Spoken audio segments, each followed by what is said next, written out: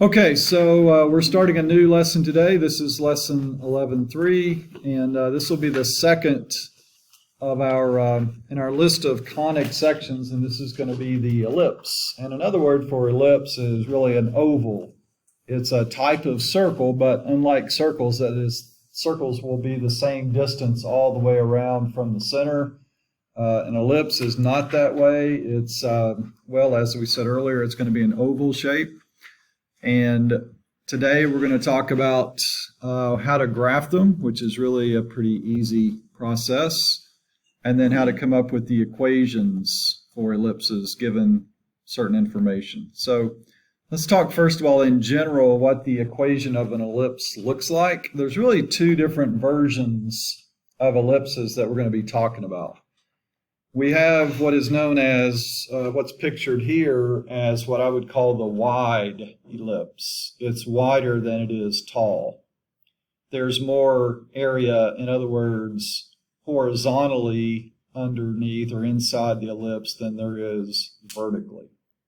So for this wide ellipse, this is the general equation form.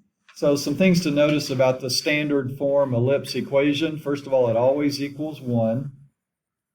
If it's not equal to 1, then it's not in standard form, and that's something that we would need to do first before we start graphing. And then you'll also notice that there are two denominators. This is the reason, this is what differentiates an ellipse from a circle.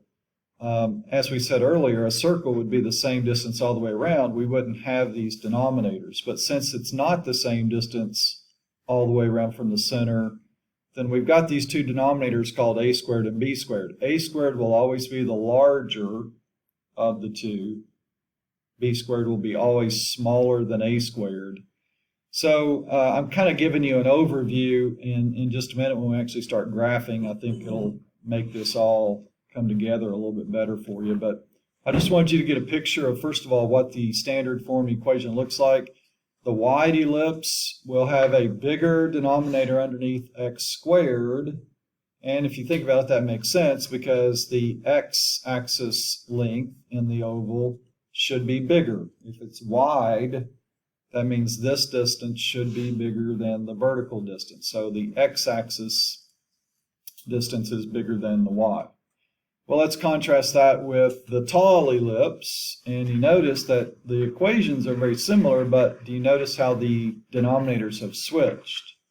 A squared is always a bigger number than b squared. Well, now there's more y-axis area inside the ellipse than there is x.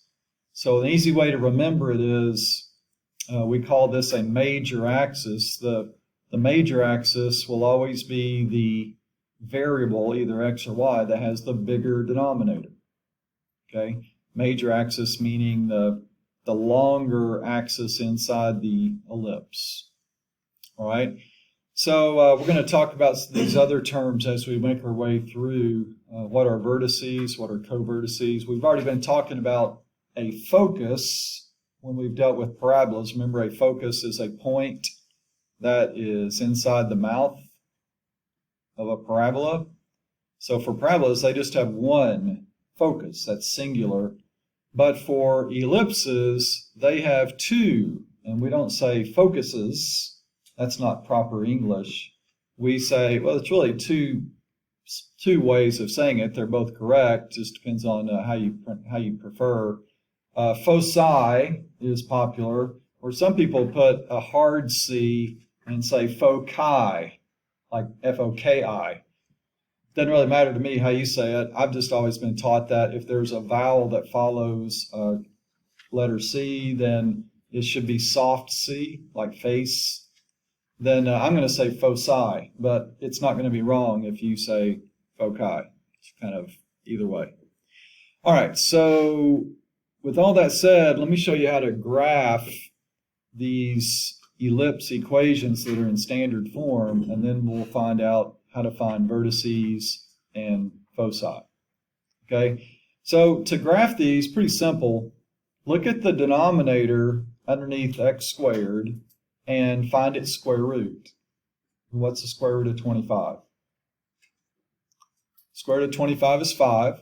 So I'm going to put the square root of 25, both plus and minus, on the x-axis. So I'm going to plot positive 5 and negative 5. Then on the y-axis, I'm going to plot the square root of 4, both the plus and the minus. Positive 2, negative 2. And those 4 dots, you'll always know that the origin is the center if you're not adding or subtracting anything to x squared or y squared. So this is typical of the origin being the center of the ellipse. And so we just do our best to make an oval shape around those 4 points. Okay, so that's the basic graph. Now let's talk about vertices. Well, vertices are points of intersection where our graph crosses the major axis. All right, so for ellipses, there's a major axis, which is the longer axis underneath inside the ellipse, and for this case, that's going to be the x-axis. So my vertices are the 2 points that cross the x-axis. And what are those 2 points? Well, it's 5, 0, and negative 5, 0. So I'm just going to say it like this: plus and minus 5, 0. Well, there's also, we don't have to find them in this problem, but I just want to go ahead and mention it because it will come up later. There are also co-vertices. It's kind of like, I think of it as you have a president and then you may have a vice president or a captain and a co-captain. The vertices are on the major axis, and the co-vertices would be where we cross the minor axis. And in this case, the minor axis is the y. So if we were asked to find co-vertices, I know we're not, but eventually we will, the co-vertices would be these 2 points, 0, plus minus 2. So vertices are on the major axis, co-vertices are on the minor axis, and then foci. Foci are always points on the major axis, and the way we find them is we take a very familiar formula, if you will. It's used a lot in math, but we alter it just a little bit. Don't write this down. Just bear with me for a second. What is this? What is this? Pythagorean theorem. Okay, so Pythagorean theorem. Typically, we use this a lot, the Pythagorean theorem in trig. Well, it is kind of the Pythagorean theorem, but for information that we need for for an ellipse to find foci, we use this. So I don't know, have you heard the ellipse rap? So that line, it says, "Yo, Pythagoras, we're going to have to change your sign." That's why. So we changed the sign of the Pythagorean theorem. Okay, so the way I find focal points, that's another way of saying foci, and that's what this C represents. Remember, for parabolas, C is the distance from the vertex to the focus. Well, for an ellipse, C is the distance from the center to the focal points. Okay, it's always based on the center. So if I want to find out what the focal points are, I just plug in the numbers, a squared. Remember, a squared is always the bigger denominator. So I'm going to use my little formula. A squared in this case is going to be 25, and b squared is going to be 4. C squared is 21. So for these problems, we typically are going to find the decimal equivalent. So what is the square root of 21?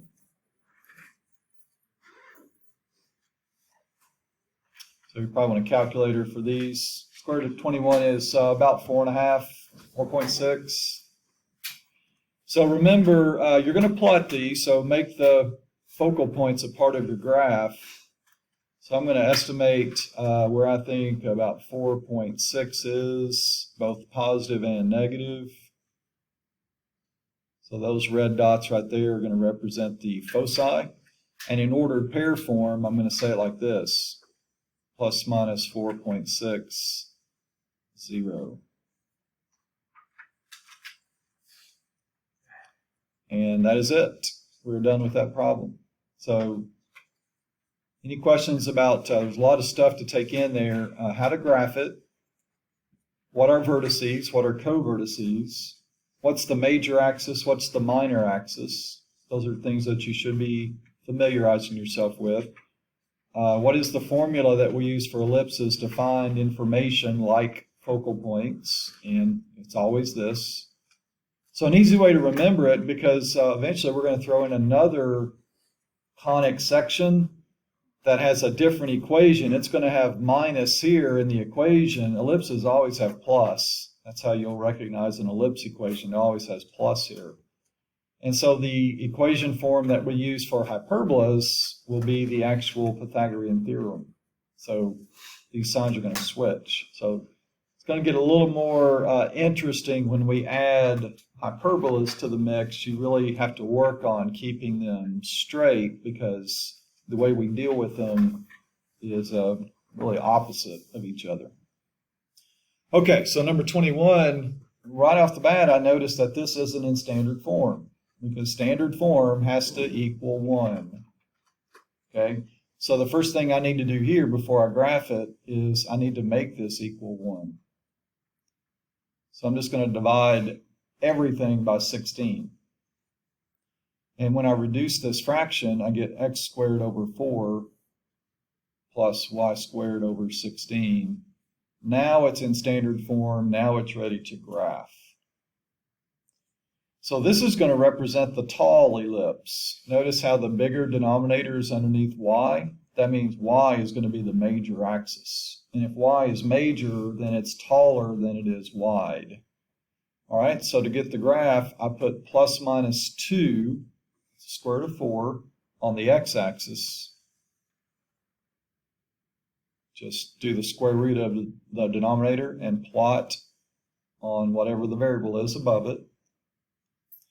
And then do the square root of 16 plus minus 4 on the y-axis.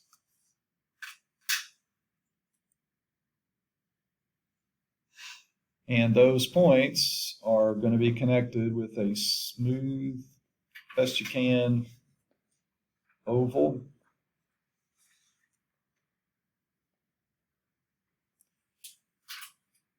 What are the vertices? Anybody identify the points called the vertices?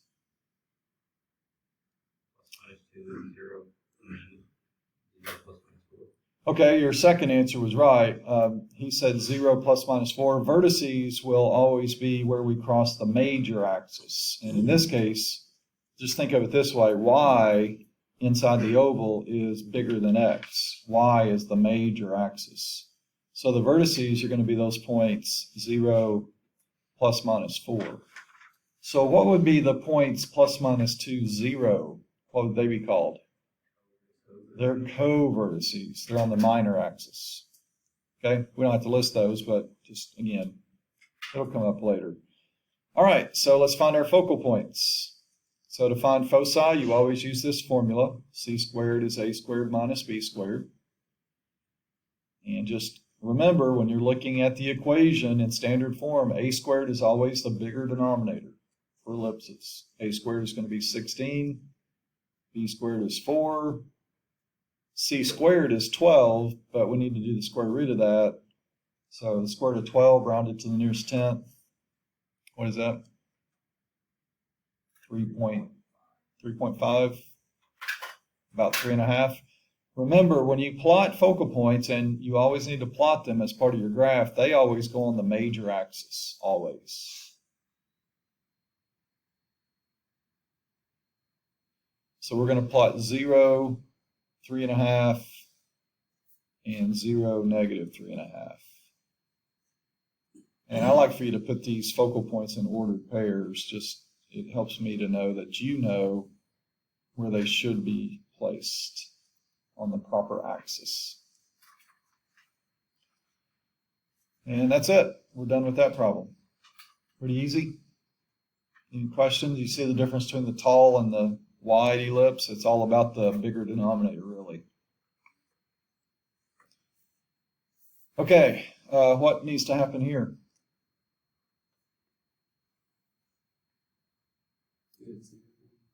Get it in standard form. How do I do that? Divide by 8 all the way across. So this is going to be y squared over 2 plus x squared over 8 equals 1.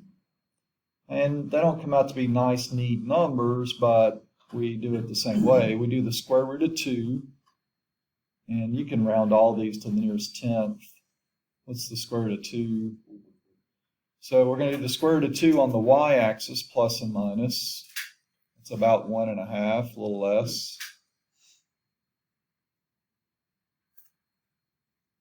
And then we'll do the square root of 8, plus and minus, on the x-axis. Square root of 8 is just about 3, right? 2.9, 8. Now, theoretically, standard form would have the x first, but since addition is commutative, that doesn't really affect anything with ellipses. For ellipses, these mean exactly the same thing. Now, hyperbolas, that'll be a different story. We'll talk about that probably next week. But for ellipses, since addition is commutative, no problem. And so we just connect those dots.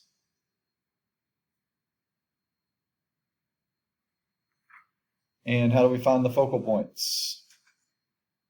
C squared equals A squared minus B squared. Well, what is A squared? 8. Yeah, A squared is always the bigger denominator. So if you do this little subtraction and you get a negative number, you know something's wrong, because it should always be bigger minus smaller. So we need the square root of 6. Rounded. What is that? 2.4. And where do focal points get plotted? Which axis? The major axis. Which is the major axis in this problem? The x. All right, so we're going to plot plus minus 2.40.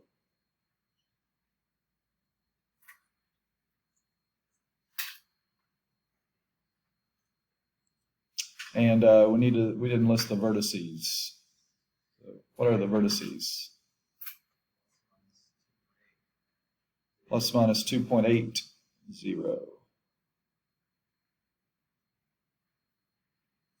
Any questions? Okay. What about this one?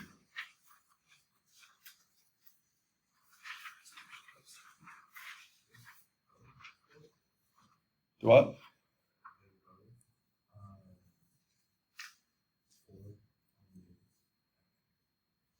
Okay, so does this look familiar?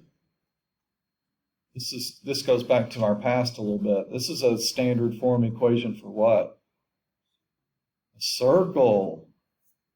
Yeah. So remember circles? Y'all remember circles? Well, here's the standard form for the translation. We did x minus h squared plus y minus k squared equals r squared. Remember that? Come on now. Please say yes. Thank you. Thank you. It's awkward to see a grown man cry. And when we're looking at this, we know h and k is the center of the circle, and the square root of this number is the radius. Remember that? I know we've done this. It'll be on your semester exam. This goes back to chapter 2. It's section 2.4, I think. I think you had a problem on your last test that you had to do a circle equation in the last test, matter of fact. Okay, well, what's the center of this circle? Yeah, because h and k are both 0, apparently. So the center is 0, 0. What's the radius? 4. Yeah, I think that's what Jake said. If we did try to put this in standard form, it would just mean that both of these denominators are the same, which tells us Well, it's the same distance all the way around. And that's what a circle is. It's the same distance all the way around from the center. So all we have to do here is plot our center, and we can do a radius of 4 in all directions.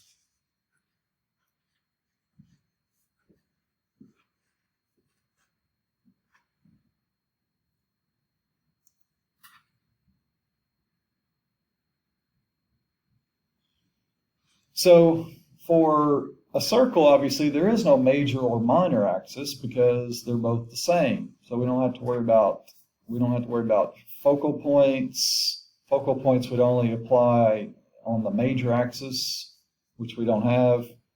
And so in this case, we're pretty much done. What's the radius? Oh, we already said the radius is 4.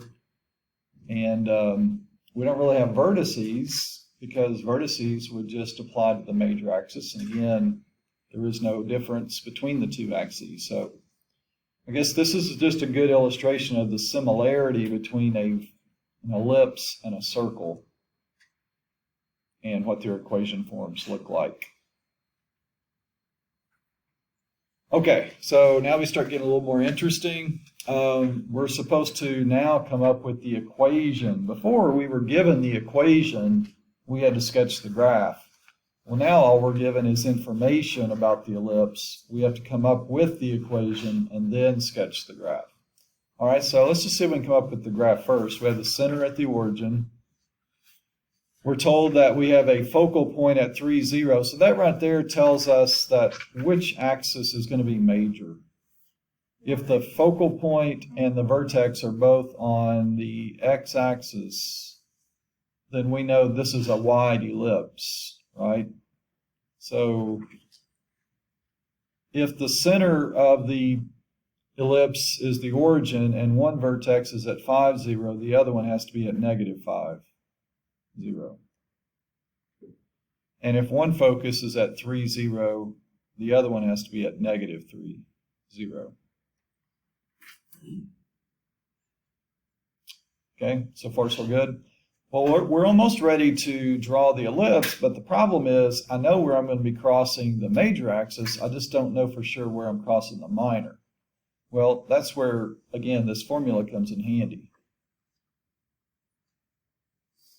Okay, so when you're looking at this formula, you use it a lot for missing pieces. And let me just do it like this. C, again, always references foci. A always refers to vertices. B will always refer to co-vertices. And it sounds like that's what we need. We need to know what those co-vertices are. We know what the vertices are. So if C, tell me first of all, what is C in this problem? How far is it from the center to a focal point? 3. So then what's C squared? C squared is going to be 9. A is the distance from the center to a vertex. So what's A? How far is it from the center to one of the vertices? 5. So what's A squared? 25. All right, well, that makes it easy enough then to find B squared. So subtract 25 from both sides and divide by 1 on both sides. That means B squared is going to be 16. Well, if B squared is 16, what's B? So that tells me I'm going to be crossing the minor axis at +4 and -4. Now we're ready to draw the graph.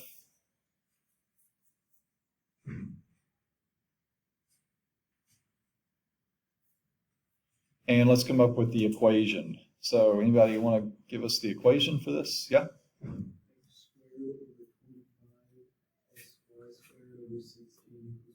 Nice.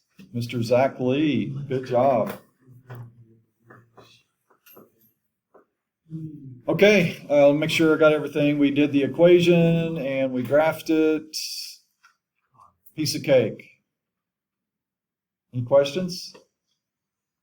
You like this? You like ellipses? Good. Okay. What do we know about this one? Wide or tall? It's tall. So y is going to be major. We can go ahead and do this. Every time you're writing the equation for an ellipse, you basically have this every time. All you have to do is find out what the denominators are and put them in the right spot. Okay, so we have the center. We have a focal point at 0, -4. So that means there's another one at 0, +4. And there's a vertex at 0, 5. So there must be another one at -5. So once again, basically we know what A is. What is A? A means the distance from the center to a vertex. So what's A? A is 5. So A squared is 25. Okay, what is C? 4. So C squared is 16. So once again, you're going to solve for B squared.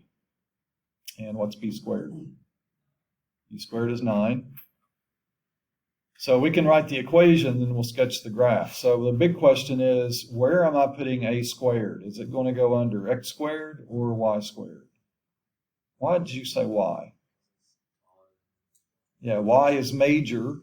So just think of it this way. The major axis gets the bigger denominator.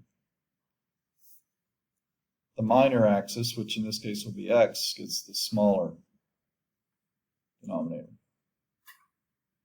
And let's finish off our graph. So we need to do plus minus 3 on the x-axis. And don't make the mistake some people do. You always draw through vertices and co-vertices, and focal points should always be inside. Do y'all remember the video? I showed it in Algebra 2, but some of you haven't been in there in a while, where the little kids are learning about ellipses from their dad on the... Have I shown y'all that? I think I showed it to Honors. Maybe I'll pull that out Friday and let you guys look at it. It's like a homeschool situation, and the kids are like 3rd and 4th grade.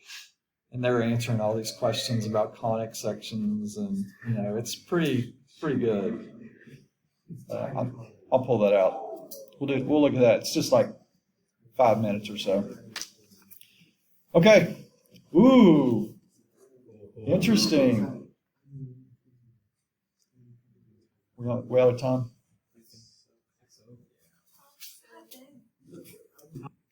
Okay, so for problem number 31, we are told that the focal points are plus minus 2, 0. So that tells us that the x-axis is going to be the major axis. Focal points are always on the major axis.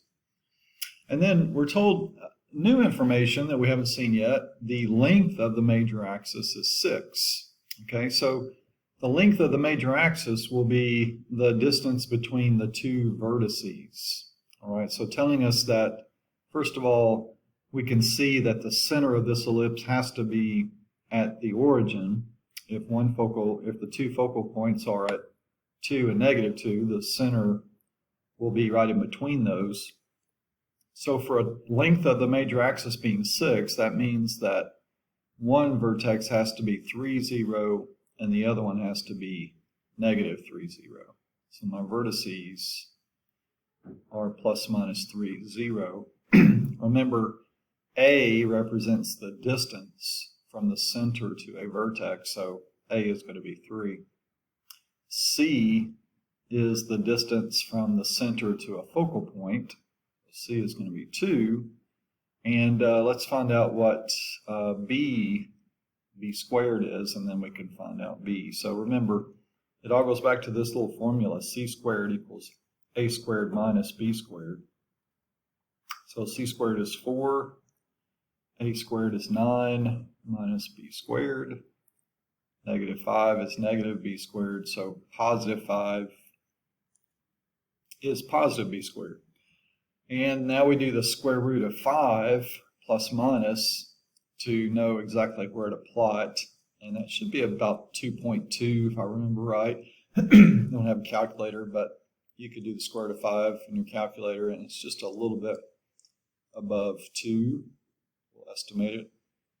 Positive 2.2 and negative 2.2.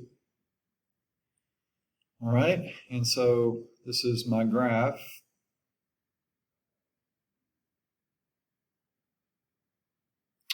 It's not great, but pretty good. And then we can write the equation. So remember, if x is the major axis, ellipse equations should always start like this. X is the major axis, so a squared needs to go underneath x squared, and b squared. Since y is the minor axis, b squared will go underneath y squared. So there's the equation, and then there's the graph. Okay, this time we're given the focal points, or at least one of them, negative 4, 0. That means the other one has to be at positive 4, 0.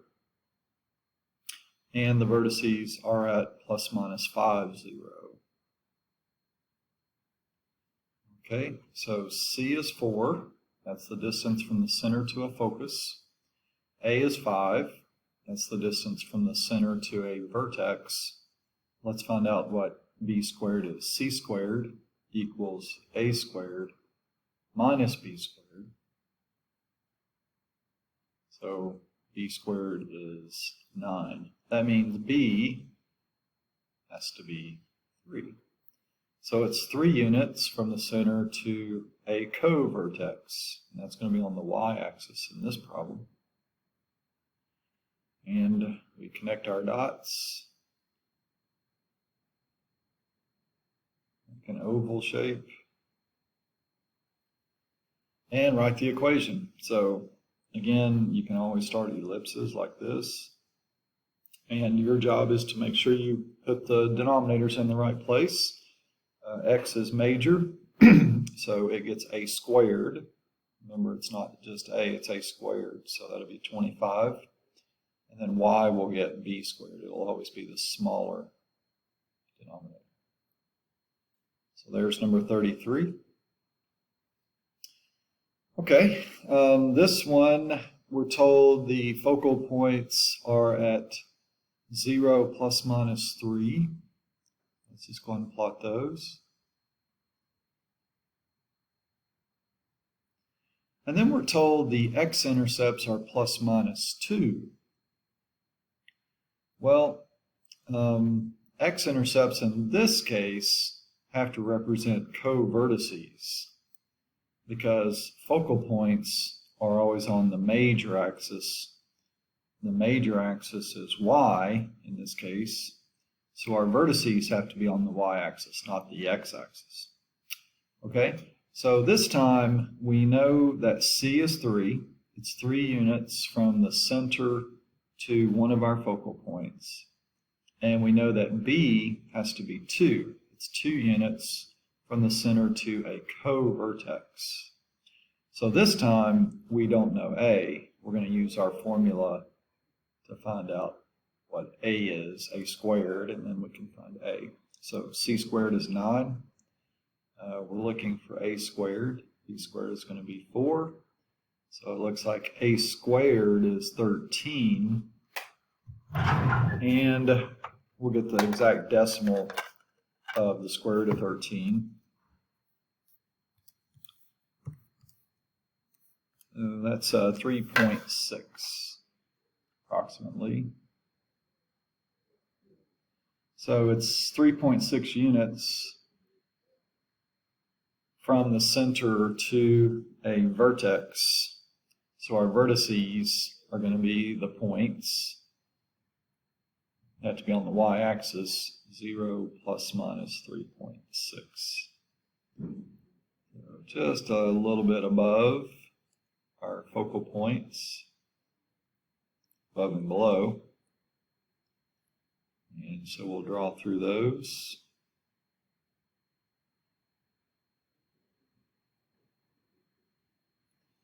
So there's our graph, and now let's come up with the equation. X squared plus y squared equals 1, And this time y is major, so y squared should get a squared, which is 13. And x squared will get the smaller denominator, which is 4. There's the equation and the graph. Okay, this time we're given different information. The center is going to be the origin for all of these, and then part 2, we'll look at ellipses that have the center in other places. Well, we're told one vertex is 0, 4. So that means the other one has to be, if the center is at the origin, the other one is 0, negative 4. So I know A is 4, distance from the center to a vertex. They tell us, in this case, that B is 1. So what we don't know in this problem is, we can go ahead and put our co-vertices. We don't know where the focal points are going to be. All right, so we can go ahead and draw this tall, skinny ellipse. And let's find out what c squared is, and then we can find c. So c squared is a squared minus b squared. So c squared is 15. So c is going to be the square root of 15, which is 3.9 roughly. All right, and so since y is the major axis, I know that because the vertices are on the y-axis. Vertices are always on the major axis. So are the foci. So this would represent the focal points really just below these real skinny, narrow ellipses. There's not a whole lot of distance between the vertices and the focal points. All right, so we got to come up with the equation. So once again, this time a squared needs to be underneath y squared. Y is major. So a is 4, so a squared is 16. B is 1, so b squared is 1. I'm okay if you want to write it like this, but really this would probably be better. So here's our equation and our graph with the foci plotted. Okay, let's try this one. This time, we do have one where the center is not the origin. So don't have a graph for this one. So we'll just do a little rough sketch of a graph.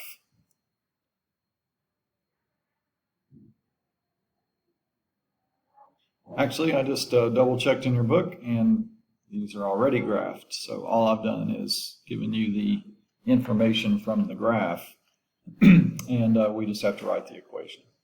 So let's see what we got here. So by saying there's a horizontal major axis, that means basically that in terms of our previous problems, that would mean x is major. That means when we write our equation, we can go ahead and set it up. We're going to put a squared underneath x squared. We just have to find out what a squared is. And then we're going to put b squared underneath y squared. All right, so the total length of the horizontal major axis is 4. Okay, so you can see from the picture in your graph, you can actually get a better idea. If you start at the center, so hopefully you're looking at page 795 in your textbook. Just count from the center to one of the vertices. So if you, for example, if you start at the center and go to the right, you end up at the point 1, 1. That's one of the vertices. Well, that's obviously 2 units. So basically, I've given you a word description, but you actually have a picture of the graph in your textbook. So the length, the distance from the center to a vertex, that's what A represents, is 2. So that means A squared is going to be 4. And that will go underneath x squared. All right. So now to find B squared, we're going to start at the center, and then we're going to count, well, we can go up or down, doesn't really matter, but let's say we go up 1. So if we go up 1, then we're at the top of the ellipse, so that means B is going to be 1. And here again, we could put just 1 here, but 1 squared is 1, so it's probably better just to not write 1 denominator. Okay, now if the center were at the origin, we would be done. But we got to think back when we dealt with circles. Very similar, when the center of the circle was not the origin, then, well, let me just review with you what the equation for a circle is where the center is not the origin. Okay, so a little review, and we'll tie it into what we're doing here with ellipses. So this represents the x-coordinate represents the h in my formula. So if I let h be -1, this becomes x plus 1 quantity squared. And this would be y minus 1 quantity squared equals radius squared. Okay, remember that? Well, it works the same way with ellipses. So this is for center at the origin. This is what it needs to look like if the center is at the point -1, 1. X plus 1 quantity squared over 4 plus y minus 1 quantity squared equals 1. So that's your final answer for 39. Okay, here's another one. This time we see the center is at x, or at 1, 0, so we can go ahead and do our numerators. X minus 1 quantity squared plus, this is just y minus 0, so that's just going to be y squared.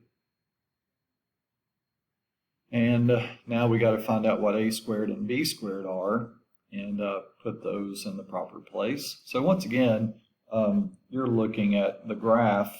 I just gave you a word description of what the graph shows, but if you want to get to the vertices, just start at the center at 1, 0, and you could count upwards, and if you count 2 places up, you're at that top vertex.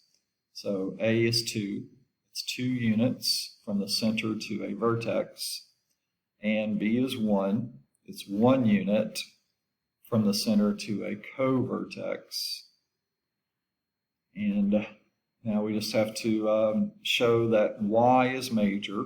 The vertical axis is the major axis. Y, just remember that y runs vertically, so y is going to be major, so it gets a squared. And x will get b squared. And again, probably should show it like that. If you put over 1, I won't mark it wrong. So there's your answer for 41. All you have to do is write the equations for those problems for you to be 40 and 42. All right, we are done with this, and I hope that helps for your getting you prepared for the homework assignment. If you have any questions, let me know.